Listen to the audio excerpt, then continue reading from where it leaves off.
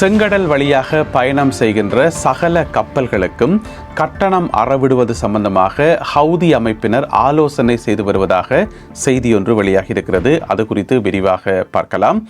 Iran மீது கடுமையான பதிலடி தாக்குதலை நடத்தப் போவதாக டொனால்ட் ட்ரம்ப் அவர்கள் சூளுரைத்திருக்கின்றார். அது மட்டுமில்லாமல் ஜோர்தானில் நேற்றிரவு நடத்தப்பட்ட தாக்குதல் சம்பந்தமாக சில முக்கியமான விவரங்களை ட்ரம்ப் வெளியிட்டிருக்கின்றார். எனவே அது குறித்தும் பார்க்கலாம்.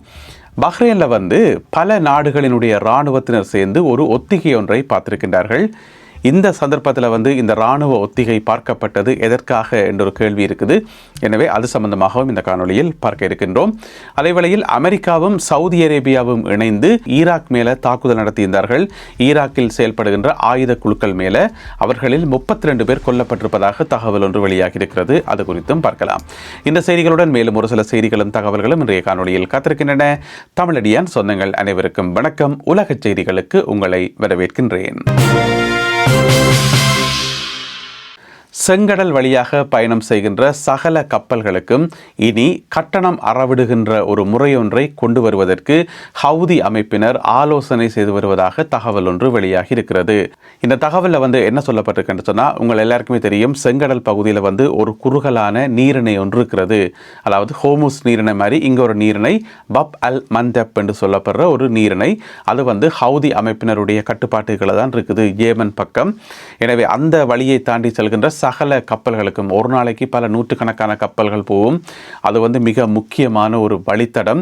அந்த வழித்தடம் மூடப்பட்டாலோ அல்லது அதில் ஒரு கட்டுப்பாடு வந்தாலோ ஒட்டுமொத்த ஆப்பிரிக்காவையும் சுற்றி கொண்டு வரணும் என்றது உங்கள் எல்லாருக்குமே தெரியும். எனவே அது மிக முக்கியமான ஒரு நீரிணை.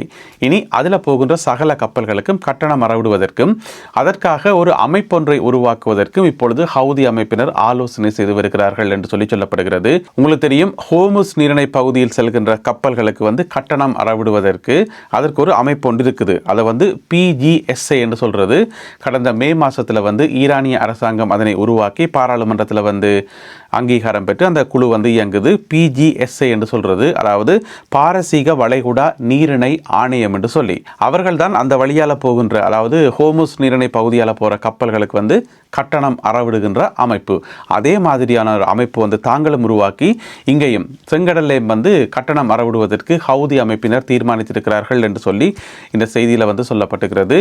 இது சம்பந்தமாக ஹவுதி அமைப்பினர் இன்னமுமே உத்தியோகபூர்வமாக அறிவிக்கல.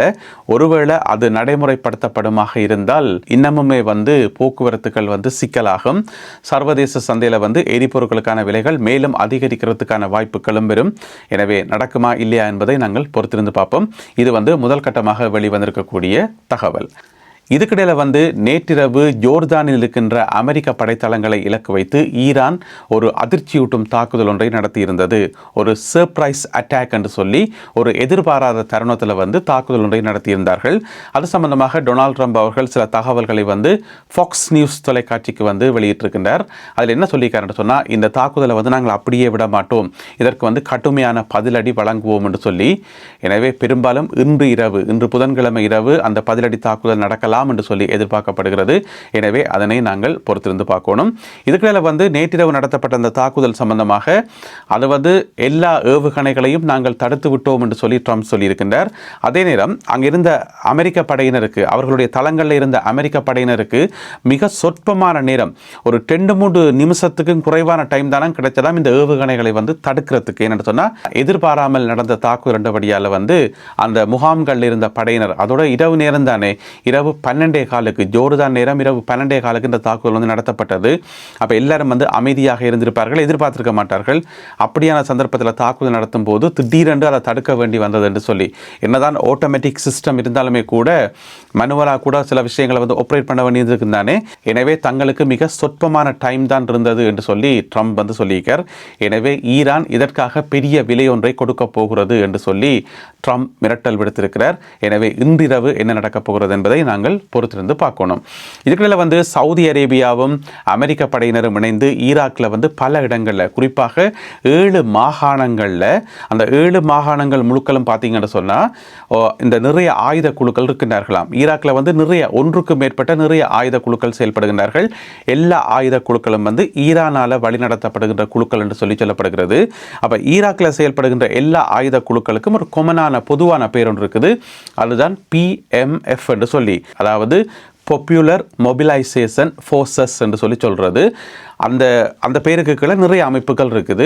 அப்போ அந்த அமைப்புகள் வந்து 7 மாகாணங்களில் பறந்து செயல்படுகின்றார்களாம். எனவே அந்த 7 மாகாணங்கள் மேலேயும் தாக்குதல் நடத்தப்பட்டதாக சொல்லப்படுகிறது. இதில் வந்து பல்வேறு ஆயுத குழுக்களைச் சேர்ந்த 32 உறுப்பினர்கள் கொல்லப்பட்டிருப்பதாகவும் மேலும் 40 பேர் வரையில் காயமடைந்திருப்பதாகவும் இந்த தகவலில் வந்து சொல்லப்பட்டிருக்கிறது. இதனை வந்து அந்த குறிப்பிட்ட ஆயுத குழுவினரும் வந்து ஒப்புக்கொண்டிருக்கிறார்கள். இந்த மாதிரி அவர்களுடைய தரப்பில் வந்து உயிரிழப்பு ஏற்பட்டது உண்மைதான் என்று சொல்லி, மிக முக்கியமாக பார்த்தீங்கன்னு சொன்னால் ஹரக்கட் அல் நுஜாபா என்று சொல்லப்படுற ஒரு அமைப்பு, இந்த PMFக்கு கீழே வரக்கூடிய ஒரு அமைப்பு சொல்லியிருக்கின்றார்கள்.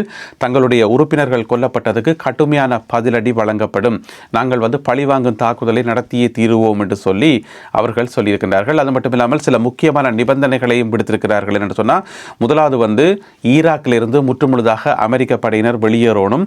ரெண்டாவது வந்து சவுதி அரேபியா வந்து அமெரிக்காவோட வச்சுக்கிற டைப் இருக்குதானே, ஒத்துழைப்புகள், அது எல்லாத்தையும் வந்து நிறுத்தணும். மூன்றாவது வந்து ஈராக்கில் இருக்கக்கூடிய வான் பாதுகாப்பு பொறிமுறை எல்லாம் வந்து அகற்றப்படணும். ஏன்னு சொன்னால் ஈரானில் வந்து அமெரிக்காவினுடைய நிறைய வான் பாதுகாப்பு சிஸ்டங்கள் இருக்குது, அதெல்லாம் வந்து அகற்றப்படணும் என்று சொல்லி அவர்கள் சொல்லியிருக்கிறார்கள். அப்படி இல்லை என்று சொன்னால் தாக்குதல்கள் தொடர்ந்து நடக்கும் என்று சொல்லி, இதுக்குள்ள வந்து பஹ்ரைனில் வந்து ஒரு இராணுவ போர் ஒத்திகை ஒன்று செய்து பார்க்கப்பட்டிருக்கிறது. அது இன்னும் முடியலை, தொடர்ந்து நடந்து தான் இருக்குது. 28ஆம் தேதி நேற்றிலிருந்து 30ஆம் தேதி வரை, நாளை 30ஆம் தேதி வரை 3 நாட்களுக்கு இந்த இராணுவ போர் ஒத்திகை நடக்கும் என்று சொல்லி, இந்த இராணுவ போர் ஒத்திகையில் வந்து பஹ்ரைன் நாட்டு இராணுவத்தினர் மட்டுமில்லாமல் இன்னும் ஒரு சில நாடுகளினுடைய இராணுவத்தினரும் பங்கேற்கிறார்கள். அதாவது வந்து வளைகுடா நாடுகள் இருக்குத்தானே, அந்த வளைகுடா நாடுகளில் பார்த்தீங்கன்னு சொன்னால் சவுதி அரேபியா, யுனைடெட் அரபு எமிரேட்ஸ், கட்டார், குவைத், பஹ்ரைன், ஓமானும் இருக்குது. இந்த எல்லா நாடுகளும் சேர்ந்து ஒரு அமைப்பொன்றை உருவாக்கியிருந்தார்கள். அந்த அமைப்பை தான் சொல்கிறது GCC என்று சொல்லி, GCC என்று தமிழில் சொன்னால் வளைகுடா ஒத்துழைப்பு கவுன்சில் என்று சொல்லலாம். இது வந்து எப்போ உருவாக்கப்பட்டதுன்னு சொன்னால், அப்போ 1981ஆம் ஆண்டு மே மாதம் 25ஆம் தேதியில் வந்து உருவாக்கப்பட்டது. அப்போ அது உருவாக்கப்பட்டு எல்லா நாடுகளினுடைய இராணுவத்தினர் இருப்பினர் தானே, அதிலிருந்து தெரிவு செய்யப்பட்ட ஆட்கள் எல்லாம் சேர்ந்து, இப்போ இங்கே நேட்டோ அமைப்பு இருக்கிற மாதிரி நேட்டோவில் வந்து நிறைய நாடுகளும் நிறைய இராணுவத்தினர் இருக்கிற மாதிரி அங்க வந்து GCC, மத்திய கிழக்கில் வந்து GCC, அதில் வந்து 40,000 வீரர்கள் இருக்கிறார்களாம். எல்லா நாடுகளையும் சேர்ந்த 40,000 வீரர்கள். அவர்கள் தான் பஹ்ரைனில் வச்சு போர் ஒத்திகையில் ஈடுபட்டிருக்கிறார்கள். அதுக்கு வைக்கப்பட்ட பேர் என்னென்னு சொன்னால் பஹ்ரைன் ஷீல்டு என்று சொல்லி, பஹ்ரைன் கவசம் என்று சொல்லலாம் நினைக்கிறேன். அப்படி ஒரு பேரில் வந்து இப்போ போர் ஒத்திகை வந்து நடந்து கொண்டிருக்குது. இந்த சந்தர்ப்பத்தில் இந்த போர் ஒத்திகை ஏன் நடக்குது என்றதான் நீங்கள் இருக்கக்கூடிய கேள்வி. ஒருவேளை போர் ஒத்திகையெல்லாம் பார்த்து ஏதாவது மோதல்களில் ஈடுபட போகின்றார்களா? அப்போ இவர்கள் வந்து மோதலில் ஈடுபடுறா யாரோட ஈடுபடுறது? கண்டிப்பாக ஈரானோட தான் ஈடுபடணும்.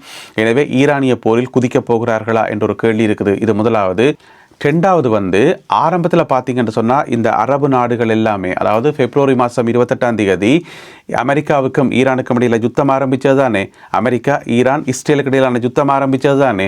இந்த சந்தர்ப்பத்தில் வந்து அரபு நாடுகள் எல்லாம் வந்து ஒதுங்கித்தான் இருந்தார்கள். எங்களுக்கும் இந்த யுத்தத்துக்கும் சம்மந்தமே இல்லை, இது வந்து தேவையில்லாத யுத்தம், நாங்கள் இதுக்குள்ள விரையில் என்று சொல்லி முடிஞ்ச வரைக்கும் மேக்சிமம் ஒதுங்கித்தான் இருந்தார்கள். இப்போ ஈரான் வந்து பதிலடி தாக்குதலை வந்து இந்தந்த நாடுகள் மேலாம் நடத்தினது. அந்தந்த நாடுகளில் இருக்கக்கூடிய அமெரிக்க படைத்தளங்கள், ஒரு சில சிவில் கட்டடங்கள் கூட பாதிக்கப்பட்டு வைங்களேன். அப்போ அப்படி இருந்தும் கூட இந்த நாடுகள் எல்லாம் வந்து பொறுமை காத்தன என்று சொல்லலாம். திரும்ப வந்து ஈரானை தாக்க போகலை என்று சொன்னால், இந்த நாடுகள் எல்லாம் சேர்ந்து ஈரானை தாக்க போய்களை வந்து அது பெரிய யுத்தமாக வெடித்து மத்திய கிழக்கை வந்து அல்லோலப்படும். எனவே அமெரிக்கா வந்து நீங்கள் எப்படி ஆரம்பிச்சிங்களோ நீங்களே ஒரு மாதிரி முடிச்சு வையுங்கப்பா என்று சொல்லி அமெரிக்காவுக்கு சொல்லிட்டு இந்த நாடுகள் எல்லாம் ஒதுங்கித்தான் இருந்தது. ஆனால் நாளாக அப்படி இருக்க முடியலை. ஏன்னு சொன்னால் இப்போ மத்திய கிழக்கு பாருங்கள், சவுதி அரேபியாவில் வந்து 2 பக்கமும் தாக்குதல் நடந்து இருக்குது. அதே மாதிரி எல்லா நாடுகளையும் வந்து ஏதோ ஒரு பிரச்சனைகள் வந்து உருவாகி கொண்டு தான் இருக்குது. எனவே எனவே இந்த அரபு நாடுகள் வந்து விரும்பியோ விரும்பாமலோ இந்த யுத்தத்துக்குள்ள குதிப்பதற்கான வாய்ப்புகள்லாம் இருக்கு என்று சொல்லி சர்வதேச இராணுவ ஆய்வாளர்கள் சொல்கின்றார்கள். இது ரெண்டாவது. மூன்றாவது ஒரு முக்கியமான காரணம் இருக்குது. நீங்கள் பார்த்தீங்கன்னு சொன்னால் இப்போ அமெரிக்கா வந்து கொஞ்சம் கொஞ்சமாக பின்வாங்குற மாதிரி இருக்குது. ஆரம்பத்தில் சொன்ன மாதிரி நாங்கள் வந்து காக் தீவை கைப்பற்ற போகின்றோம் அல்லது ஹோமுஸ் நீரிணையை வந்து கைப்பற்ற போகின்றோம், ஈரானுக்குள்ளே வந்து படையை இறக்க போகிறோம் என்று சொல்லியெல்லாம் ஆரம்பத்தில் வந்து பரவலாக சொல்லப்பட்டது. அமெரிக்க தரப்பிலிருந்து டொனால்ட் ட்ரம்ப் அவர்கள் சொல்லிக் கொண்டிருந்தவர். இப்போ பார்த்தீங்கன்னு சொன்னால் கொஞ்சம் கொஞ்சமாக வித்ரோ பண்ணி கிட்டத்தட்ட மத்திய கிழக்கிலேருந்து வெளியில் போனால் காணும்ன்ற மாதிரி அமெரிக்கா இருக்குது. எனவே அமெரிக்கா ஒருவேளை வந்து ஓகே நாங்கள் இஞ்சால போகிறோம், ஈரானை வந்து நீங்களே பார்த்துக்கொள்ளுங்க, பிராந்தியத்தில் இது கூட பிராந்தியம், நீங்கள் ஆச்சு ஈரான் ஆச்சு என்று சொல்லி அமெரிக்கா அந்த ரீதியில் ஒதுங்கலாம் தானே. எனவே அமெரிக்கா ஒதுங்கி போகிறதன் காரணமாக இந்த நாடுகள் தங்களுடைய பாதுகாப்புக்காக ஏதாவது நடவடிக்கையில் ஈடுபட போகிறார்களா என்று சொல்லி ஒரு கேள்வியும் இருக்குது. அப்படி எதுவுமே நடக்கக்கூடாதுன்றதான் எங்களோட விருப்பம். ஏன்னு சொன்னால் பிறகு மத்திய கிழக்கை யோசிச்சு பாருங்க, இந்த 6 நாடுகளும் சேர்ந்து இந்த 40,000 இராணுவத்தினரும் சேர்ந்து சில வேளை ஈரானுக்கு எதிராக ஏதாவது தாக்குதல்கள் இந்த மாதிரி ஏதாவது ஆரம்பித்தா பிறகு மத்திய கிழக்கு நிச்சயம் பார்க்க தேவையில்லை. ஏன்னு சொன்னால் மத்திய கிழக்கு வந்து அமைதியாக இருந்தால் தான் இந்த உலகமே அமைதியாக இருக்க முடியும். இது முதலாவது. ரெண்டாவது வந்து பல்லாயிரக்கணக்கான எங்களுடைய உறவுகள் வந்து இந்த காணொலியை கூட மத்திய கிழக்கினுடைய பல நாடுகளிலிருந்து நீங்கள் பார்த்து கொண்டிருப்பீங்கள். எனவே மத்திய கிழக்கில் வந்து பெரிய அளவில் யுத்தம் எதுவுமே வெடிக்கக்கூடாது. இந்த பிரச்சனை வந்து அப்படியே சுமூகமாக முடியணும் என்றுதான் எங்களுடைய ஒரு பிரார்த்தனையாக இருக்கிறது. இருந்த போதிலும் கூட பஹ்ரைனில் தற்பொழுது இடம்பெற்றுக் கொண்டிருக்கக்கூடிய இந்த இராணுவ போர் ஒத்திகை பலத்த சந்தேகங்களையும் கேள்விகளையும் எழுப்பியுள்ளது.